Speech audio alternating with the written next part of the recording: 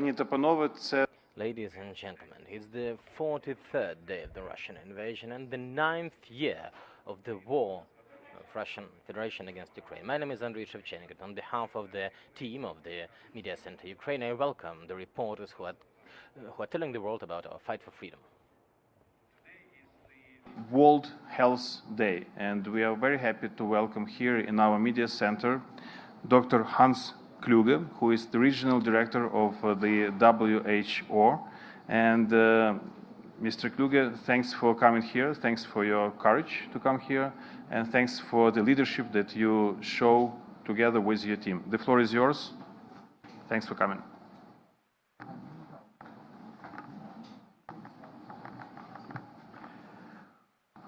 Good afternoon, everyone. I'm speaking to you today from the city of Lviv in western Ukraine, from where WHO is coordinating its activities within the country. Today is World Health Day, the day on which the World Health Organization was founded 74 years ago in the aftermath of the Second World War, to uphold the principle that health is a human right and all people should enjoy the highest standard of health. As a medical doctor myself, I am here in Ukraine to stand in solidarity with the healthcare workers in the country. I thank them from the bottom of my heart for their dedication and professionalism as they continue to deliver care in the face of unimaginable human suffering and in scenes of total devastation that no nurse, doctor, midwife, ambulance driver, pharmacist, therapist, or social worker should ever have to experience. This visit provides me with a unique opportunity to talk to frontline health workers, patients, local and national authorities, and gather insights on the immediate and longer-term health needs in the country, and to find the best ways for WHO and its partners to deliver assistance. On this World Health Day, I reiterate WHO's determination to provide health for all, wherever they are across the 53 countries of Europe and Central Asia. We seek to ensure that everyone, in whatever circumstances, will not be deprived of the medicines, treatment and care they may need. As our WHO Director General, Dr. Tedros, said on the 6th of March, and I stand with him, WHO has been asking the Russian Federation for a ceasefire immediately, which includes unhindered access to humanitarian assistance for those in need. In the current situation, WHO's overarching goal is to ensure that people have sustained access to essential healthcare and that we can respond to changing health needs due to the war. Our activities are based around three priorities. Firstly, to keep health services operational in Ukraine. Even before the 24th of February, we were pre-positioning supplies, and since then we have been working closely with national and local authorities and more than 80 partners to maintain services across the country. We have delivered over 185 tons of medical supplies to the hardest hit areas on the country, reaching 500,000 people with materials to support trauma, surgery and primary healthcare. Last week, we were able to bring in supplies to the encircled city of Sumy. A further 125 tons of essential items are also on their way. Assistive products, wheelchairs, other mobility aids, communication aids for the blind are in transit and will be distributed across Ukraine soon. An estimated 260,000 people are living with HIV in Ukraine. Just this week, together with the United States President's Emergency Plan for AIDS Relief, PEPFAR, the Ukrainian authorities and partners, we have made sure that the supply of antiretroviral drugs to cover the needs of every person known to be living with HIV in Ukraine will be met for the next 12 months.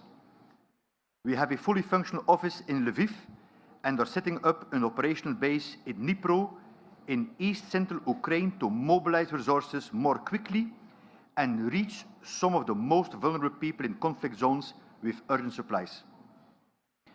Given the uncertainties of the current situation, there are no assurances that the war will not get worse. WHO is considering all scenarios and making contingencies for different situations that could afflict the people of Ukraine, from the continued treatment of mass casualties to chemical assaults. Our second priority is to work with Ukraine's neighbors, with countries across the entire European region and beyond, to ensure that the health needs of those fleeing the war are met, treatment and care for refugees with special needs are maintained, and the health systems of host countries can manage these large influxes of people. So far, more than 4.2 million people have fled Ukraine since the 24th of February. I warmly thank the destination countries across the region for their commitment to extend health services to those arriving, but acknowledge that providing this is challenging and stretching already overburdened systems. We are working with national authorities to bridge gaps and help deliver supplies where needed for services such as routine childhood immunization. WHO is also coordinating with the European Union to triage patients arriving to make sure that they are received in an EU country that is best placed to treat them. We are channeling support from further afield. The Asia-Europe Foundation has provided $9.5 million from Japan to procure much-needed equipment and provide services to manage COVID-19 as well as communicable diseases, including measles and polio, for Ukraine and its neighbors. Thirdly, we are supporting the Ministry of Health to rebuild Ukraine's health system back better. WHO has had a presence on the ground in Ukraine since 1994, supporting the country to strengthen its health system, especially in primary health care and health financing. Since 2015 and until the 24th February this year, the government of Ukraine had been in the process of reforming the entire health system, moving towards universal health coverage. The country had been making excellent progress on specific challenges, turning the corner in its fight against tuberculosis and HIV. Ukraine was a beacon of best practice in Eastern Europe, with TB incidents falling by almost half in the past 15 years, thanks to the investment in modern diagnostic technologies to rapidly identify TB infection and effective treatment regimens for multi-drug-resistant tuberculosis. Despite the war, we are determined to support Ukraine and not to lose this momentum. WHO is preparing now to redeploy teams throughout the countries as access and security improves. We are committed to work through a strong, decentralized footprint, both during the current humanitarian response, but also to be there with local and national authorities to rebuild the war-torn health system. Health requires peace. Well-being requires hope. And healing requires time. I speak on behalf of the entire WHO family when I say that it is my deepest wish that this war comes to an end swiftly, without further loss of life. Tragically, this is not the reality we see. As of today, WHO has verified 91 attacks on health. Routine immunization coverage for polio and measles is below the threshold for population immunity. 50% of Ukraine's pharmacies are presumed closed, and 1,000 health facilities are in proximity to conflict areas or in changed areas of control. Roughly 80,000 babies will be born over the next 3 months with insufficient pre- and postnatal care available due to the war. In these dark days, let me reassure you that WHO is committed to be in Ukraine in the short and long term, addressing immediate health challenges and future reconstruction needs. I'd like once again to express my deep admiration to all frontline workers in Ukraine protecting the health of the people. Our mandate and humanitarian principles call on us to ensure health for all, including the poor and most vulnerable, wherever they may be. We have prepared for different eventualities anticipating that health challenges will get worse before they get better. But as WHO's long history and experience shows, they will eventually get better. The life-saving medicine Ukraine needs right now is peace. Thank you. Regional Director for that, and I'll just quickly introduce myself. My name is Banu Bhatnagar. I'm the Press and Media Relations Officer at WHO Europe. I'll be leading the Q&A session now. So without further ado, if there are any questions from the floor, can we get a microphone over to this gentleman, please? Thank you very much. If you could please introduce yourself and your outlet, and then ask your question. Thank you. Good afternoon, Dr. Kluger. This is Tomo Deguchi with Kyodo, Japanese News Agency.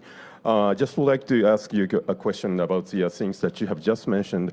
You have seen the very many attacks on the medical facilities during this crisis. How do you define these acts?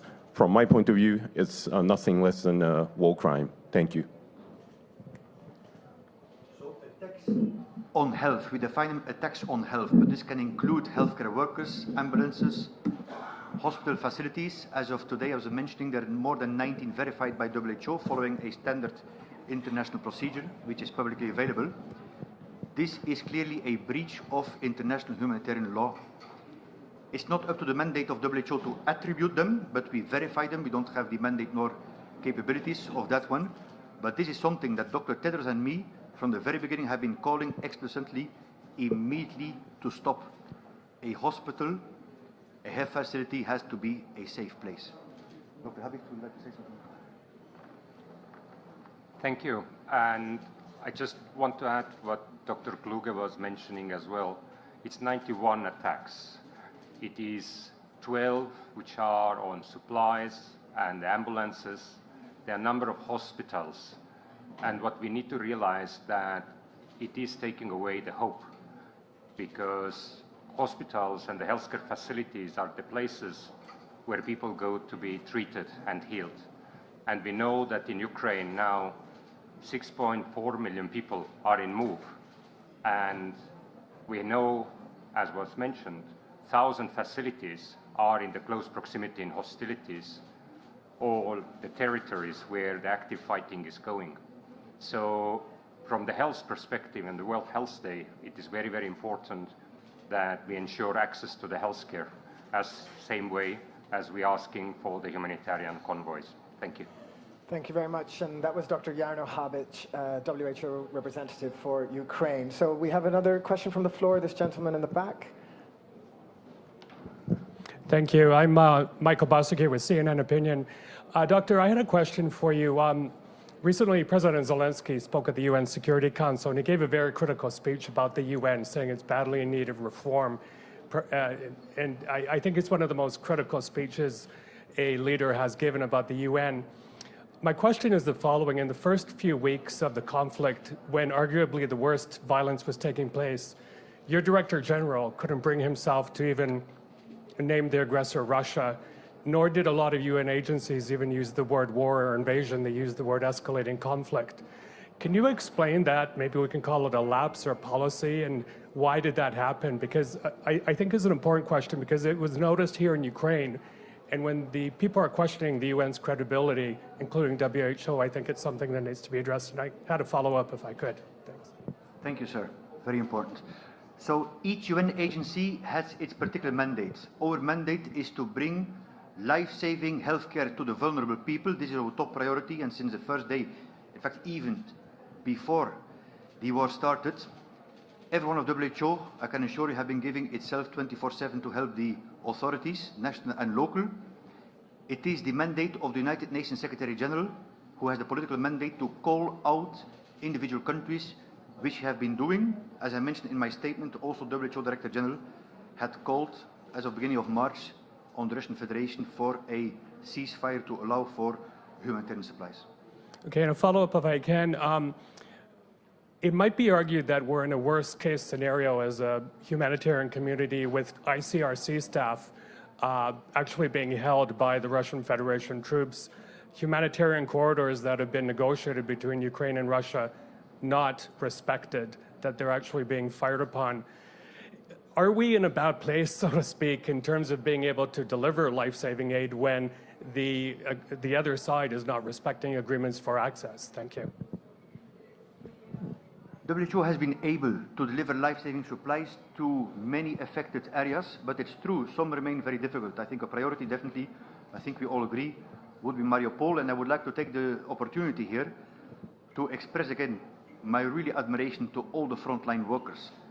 I have been working, I had the opportunity to work in this country for many, many years, and I always have been very impressed by the resilience of the people and the heroism of the frontline workers, and that's why, again, I decided out of the 50 countries with World Health Day to be here really with the Ukrainian people and healthcare workers.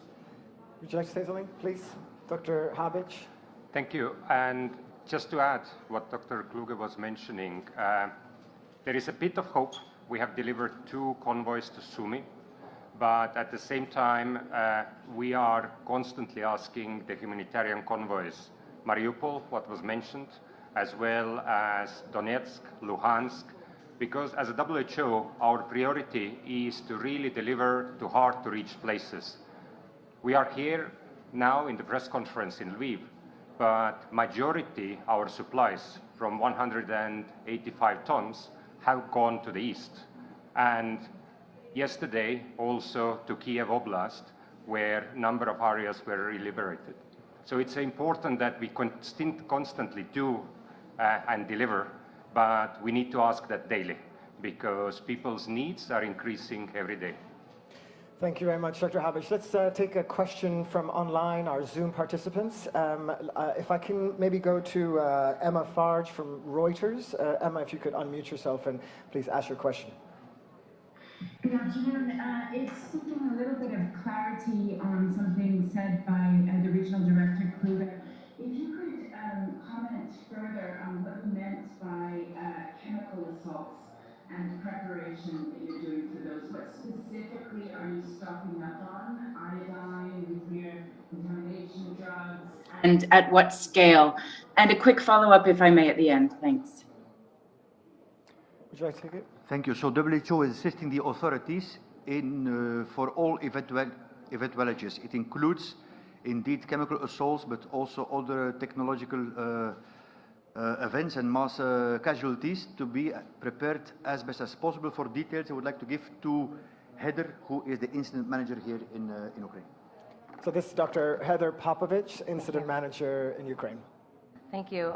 So just looking at the chemical hazards, Ukraine is an industrial country, so there's chemical hazards throughout the country, and these can be affected by the war and can be, can be hit by different assaults. So what WHO does is to really work with the health authorities, to train health authorities. We've trained over 1,000 health workers and partners, actually 1,500 over the last week. We provide guidelines and supplies. So our role really is to work with the health sector, to train them, to give them the knowledge and tools that they need, and to protect the health of the people. Thanks. Thank you very much, Dr. Popovich. Let's take another question here from the floor. If you could introduce yourself, please. Thank you. Sorry, let me just put my... Доброго дня, телеканал 1. Hello, Natalka Volosotska, 1+1 TV channel. Do you have an approximate number of people who died because they couldn't get care, because they were in the shelters, under the rubbles? And do you have the information about the spread of some untypical diseases? Because there were rumors about the chickenpox in the areas of combat. Information or data about people that have died as a result of not receiving care? That's the first part of the question. And the other part of the question is, what is our information about the potential spread of infectious diseases as a result of this conflict? War is a risk to public health. With the destruction of health facilities, the lack of access to health facilities, people on the move, people living in shelters and basements and crowded together puts everybody at risk for infectious diseases. And starting before, if the prevention measures such as vaccinations, and as the regional director has said, the vaccination for measles and polio in the country is already low. We have been managed before the war to have a coverage of COVID vaccination of over 40%, and we've lost gains in that. So all of these puts the most vulnerable at risk, which are the elderly, the children, and the pregnant women. And this risk continues through their journey and into the other countries. So we're working with the government and partners to assess the risk, to purchase the necessary medicines and vaccines, and to really enhance vaccination coverage for some of these diseases. So. Thank you, Dr. Pavlovitz. Dr. Habic, if you'd like to comment on the first part of the question. Thank you. And when we look across the whole country, and we look to the east part where the hostilities are happening, we know about number of patients and people who have not had access to the insulin for 2 to 3 weeks. We know that there is a disruption of regular health services. And when we look what are the needs, what the authorities are asking, these are mainly trauma and surgery kits. So definitely there are people who have not had access to care. When we are here or more western part, we know that number of births are delivered here. Number of people have had access to care, but the situation is very different from 6 weeks ago, when this was a country where we discussed with authorities how to reform primary care, how to make the hospitals modern, how to ensure digital services that we can really foster the development. So my answer is yes, there are issues on access to care. And that's why we talk about universal health coverage. That's why we talk that we need to deliver more and collectively, especially also as 6.4 million people are in the move. Thank you. Thank you, Dr. Habic. Let's take another question from our Zoom participants. So let's this time go to Peter Kenny at the Anadolu Agency. Peter, please ask your question. Yeah, thank you. I was just wondering if you could clarify what happened at the beginning of the press conference, because I know this wasn't a raid on a health facility, but for those of us who are not there, it looked like you moved underground. Could you just describe what happened and in the circumstances in which your press conference has taken place? Thank you, Dr. Kluger. Thanks, Peter. If you don't mind, I'll handle this. It was an air raid siren which go off regularly in the Lviv and surrounding area, based on an assessment of whether there might have been some risk or there might have been some military activity nearby. So we weren't in any danger, but I can understand that it might have seemed that way. And so when an air raid siren happens, the entire everyone in the building had to go into the basement. We then started to do the press conference from there, but then the siren was lifted and we resumed proceedings upstairs. So I hope that clarifies for you. So let's take the next question here from Deutsche Welle. Hi, Rebecca Ritters, Deutsche Welle News. You mentioned preparations for a potential chemical attack. I'm just wondering whether that is also for the worst case scenario, of course, of a nuclear either attack or accident. Heather? I think the worst case scenario really is what we're seeing now, which is the lack of access to healthcare and the trauma. So we're already seeing people dying and getting injured from the war.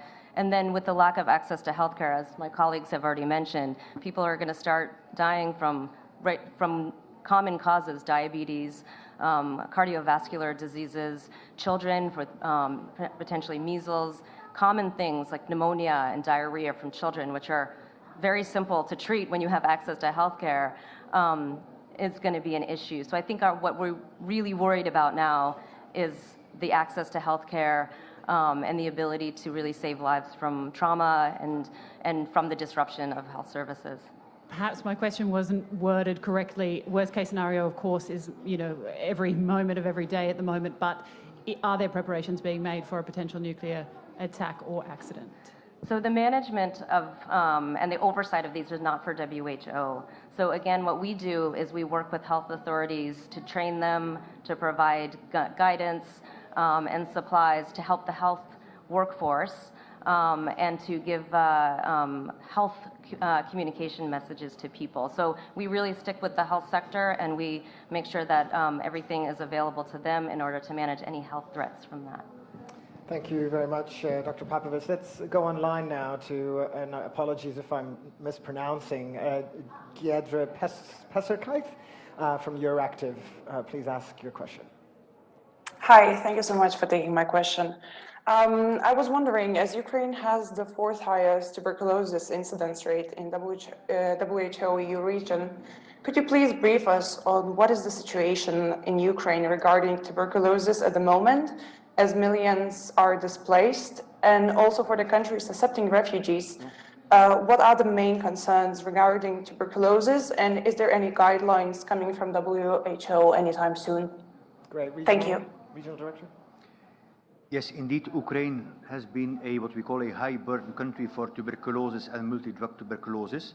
But as I was mentioning, was doing an amazing job, including innovations like quick, rapid diagnostic tests. About 1 out of 3 patients has a form of resistance. But there are clear guidelines. The healthcare workers in Ukraine know very well how to manage tuberculosis. So the key issue is to ensure continuation of treatment so that there is no amplification of resistance. This is number 1. Number 2, important, and we are working on that one. Actually, yesterday I had a meeting with the Minister of Health, Finance and Foreign Affairs of Poland in Warsaw, that the neighboring countries continue that treatment. Yesterday evening there was a law being passed in the parliament in Poland on the issue to allow WHO pre-qualified tuberculosis drugs which we are used and procured in the country also to be used in the neighboring countries, like a kind of a fast-track registration to allow for continuation. Is that all right? Great. Let's take another question online from Carlo Martuccelli from Politico. Carlo. Yes, hi. Thank you for taking my question. Dr. Popovich mentioned that Ukraine is an industrial country and that there are chemical hazards throughout the country. But she didn't mention specifically the possibility of a Russian chemical attack on the population. I wanted to know, does the WHO not envisage that as a threat or possibility? Thank you.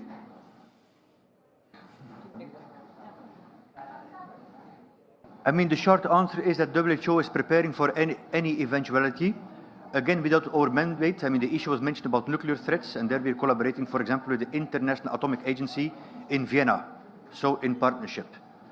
But we have to be ready basically for any eventuality while managing, as Dr. Popovich was telling, for the bulk of the health needs as of today, which are well known, which are respiratory diseases, and of course, we didn't speak yet about mental health and psychosocial support, which is obviously a huge one, and that always calling upon governments and partners to triple their efforts on mental health, particularly for the youth.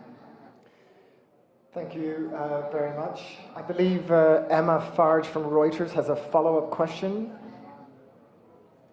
Yes, thanks a lot. It's actually on biological risks. The WHO recommended at the start of the conflict that Ukraine destroy all pathogens in its laboratories. Perhaps you could tell us whether that has been done in all laboratories, and are you confident now that there's zero risk of those pathogens getting out? Thanks.